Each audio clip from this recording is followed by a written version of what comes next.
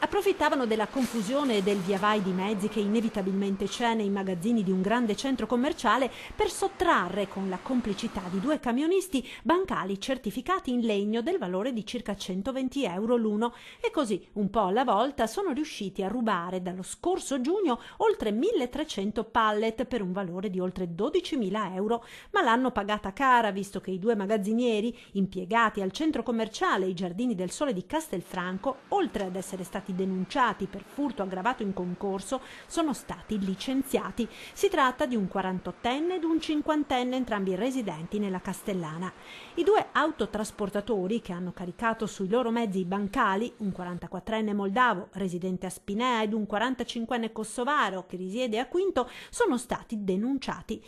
Ad accorgersi dei continui ammanchi di pallet sono stati i responsabili del movimento merci del centro commerciale, che hanno presentato denuncia ai carabinieri. L'indagine è scattata lo scorso giugno, con controlli incrociati anche sui turni di lavoro, fino ad arrivare all'individuazione dei responsabili, i quali, messi alle strette, hanno ammesso le proprie responsabilità.